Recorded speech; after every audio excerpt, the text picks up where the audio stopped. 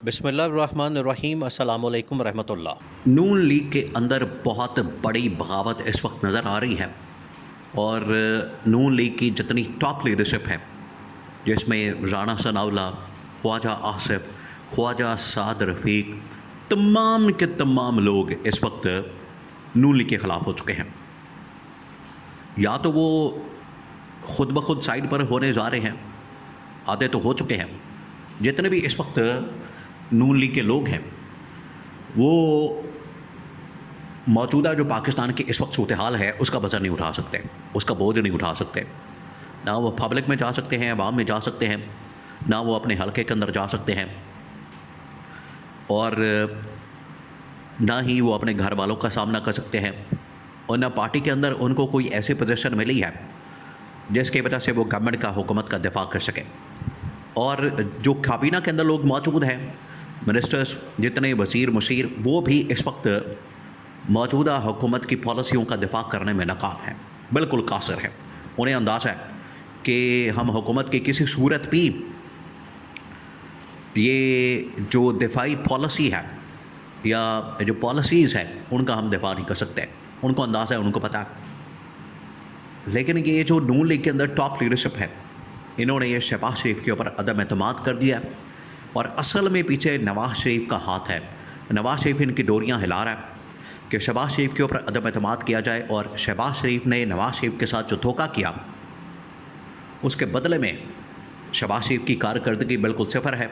और इसको कैश करते हुए ख्वाजा साद रफ़ीक को, ख्वाजा आसिफ को, राना सनाउल्लाह को मैदान में उतारा जाए, शहबाज शरीफ के ऊपर अदम एतमाद किया जाए और इनको गवर्नमेंट को घर भेजने के लिए इस्तेमाल किया जाए। अब हुआ क्या, मामला क्या? अब आप ज़रा इमेजिन करें कि यही वो लोग जो कि नून लीग के बड़े वफ़ादार हैं, नून लीग के आगे पीछे चलने वाले हैं, शरीफ ख़ानदान के बड़े वफ़ादार हैं, शरीफ ख़ानदान की खातर जान कुर्बान करने वाले हैं, ये लोग आज गवर्नमेंट के ख़िलाफ़ हो चुके हैं और अपनी ही शरीफ ख़ानदान की क़यादत के ख़िलाफ़ हो चुके हैं। वजह क्या? 2-3 इसके पीछे वजूहात है। सबसे पहले जो बहुत बड़ी वजह है वो ये कि ख्वाजा साद रफ़ीक, ख्वाजा आसिफ, राना सनाउल्लाह, इसके अलावा कैबिनेट के अंदर बहुत सारे और लोग गवर्नमेंट के ख़िलाफ़ हो चुके हैं। पहली बात ये कि इनको जितवाया नहीं गया, जिसमें राना सनाउल्लाह, ख्वाजा साद रफ़ीक, इनको जितवाया ही नहीं गया। फॉर्म 47 के ऊपर ख़ुद तो जीत गए, ख़ुद तो इन लोगों ने कामयाबी हासिल कर ली, लेकिन राना सनाउल्लाह, ख्वाजा साद रफ़ीक, इनको नहीं जितवाया। तो ये पहला झटका लगा था इनको, जिसकी वजह से इनके दिल के अंदर ये शिकवा मौजूद है। और वो दिन था और आज का दिन है, ये अपनी लीडरशिप के ख़िलाफ़ हो चुके हैं। उसमें ख्वाजा आसिफ को जितवा तो दिया गया, उसने भी अपने ज़राए से कॉलिंग करके, एस्टैब्लिशमेंट के साथ मेल जोल करके, मुकमका करके, डील करके अपनी सीट तो निकाल ली। और जो रेहाना डार, सियालकोट से इमरान खान की बहुत ज़बरदस्त खिलाड़ी, वो कामयाब हो रही थी। इलेक्शन की रात को वो कामयाब हो रही थी, लेकिन सुबह उठे तो रेहाना डार को हरवा दिया गया, वो ख्वाजा आसिफ को जतवा दिया गया। तो ख्वाजा आसिफ ने भी जो सीट जीती वो भी इस्टेब्लिशमेंट की मरहून मिन्नत। तो उसके बाद उसको जो डिफेंस मिनिस्ट्री मिली, और आज तक जितने मामला हैं, पिछले अगर 2 साल की बात की जाए तो डिफेंस रिलेटेड मामला ख़ास तौर पर 1 साल के अंदर बहुत ज़्यादा सामने आए, लेकिन एक मरतबा भी ख्वाजा आसिफ से कोई बात नहीं की गई, कोई इंटरव्यू नहीं लिया गया, कोई तकरीब नहीं, कोई ख़िताब नहीं, कोई बात नहीं, कोई उनकी जानिब से आवाम से ख़िताब नहीं, कोई कुछ ऐसा काम नहीं किया गया। अभी चंद दिन पहले जब मार का हक के मुतालिक प्रेस कॉन्फ्रेंस का एहतमाम किया गया तो वो DGISPR ने की, और डिफेंस मिनिस्टर की बजाय मोहसिन नकवी ने प्रेस कॉन्फ्रेंस की। इससे आप अंदाज़ा कर सकते हैं, आप ज़रा इमेजिन करें कि मामला डिफेंस से रिलेटेड है, ख्वाजा आसिफ की डोमेन है, और बात कौन कर रहा है? मोहसिन नकवी, जो कि इंटीरियर मिनिस्टर और चेयरमैन PCB है। तो चेयरमैन PC के पास कौन सा ऐसा राइट है, कौन सी ऐसी डोमेन है, उसके पास कौन सा इख्तियार है कि वो इंडिया से जंग के मतलब डिफेंस से रिलेटेड मामलात के मतलब बात करें? तो एक किस्म का ये भी अदम एतमाद था इस्टेब्लिशमेंट की जानिब से ख्वाजा आसिफ के ऊपर। अब जो पेट्रोल की कीमतें, मुल्क के अंदर महंगाई, बेरोज़गारी, कारोबारी मामलात, तबाही और बर्बादी, इकॉनमी का बड़ा फ़र्क, उसके ऊपर ख्वाजा साद रफ़ीक ने भी बात की है, ट्वीट के ज़रिए से मौजूदा गवर्नमेंट को उसकी क्लास की है, डंडा दिया है। बिल्कुल उसी तरीके से राणा सनाउल्लाह ने, बिल्कुल उसी तरीके से ख्वाजा आसिफ ने भी मौजूदा हुकूमत के ऊपर, उनको पता लग गया है कि अब हम किसी जोगे तो है नहीं, हमारे पल्ले कुछ बचा नहीं, इस्टेब्लिशमेंट हमें कोई लिफ्ट नहीं कराती, मौजूदा गवर्नमेंट के हालात बड़े ख़राब हैं। इन्होंने अपनी गवर्नमेंट के ऊपर हमला कर दिया। इन्होंने कहा है कि आवाम की चीखें निकल गई हैं, आवाम बेचारी मर रही है, हम हलकों के अंदर नहीं जा सकते, आवाम के अंदर नहीं जा सकते, इस बार तो इलेक्शन हम जीते नहीं।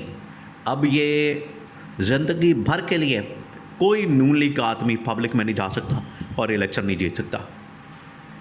ये उन्होंने अपने सोशल मीडिया प्लेटफॉर्म्स के ऊपर या मुख्तलिफ प्लेटफॉर्म्स के ऊपर बातें करना शुरू कर दी हैं, जिससे बिल्कुल वाज़ेह होता है कि राणा सनाउल्लाह, ख्वाजा साद रफ़ीक और ख्वाजा आसिफ, इसके अलावा नून लीग के अंदर और भी बड़ी लीडरशिप मौजूद है, जिसमें जावेद लतीफ़ जैसे, अमीर मकाम जैसे, या और बेशुमार इस तरह की नून लीग की लीडरशिप है।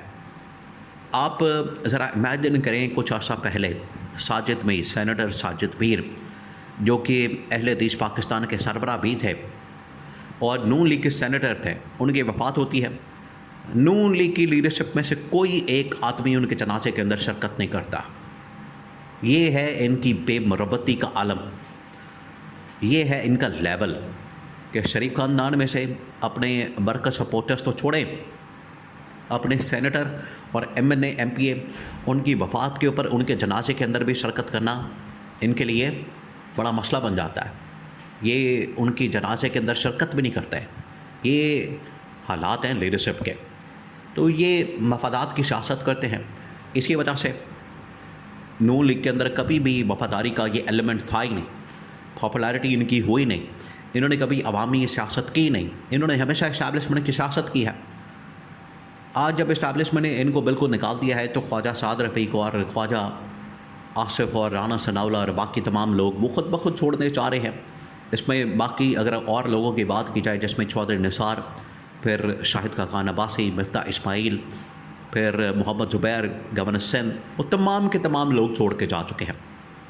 क्यों? क्योंकि उनको पता है, उन्हें अंदाज़ा है कि ये जो मौजूदा शरीफ ख़ानदान, नून लीग की लीडरशिप इतनी नालायक, नाअहल और करप्ट है कि इनकी मौजूदगी में हम आवाम के अंदर नहीं जा सकते। तो इन्होंने एक ये काम किया, और इसके पीछे जो बहुत बड़ी एक और साजिश है वो है नवाज़ शरीफ की।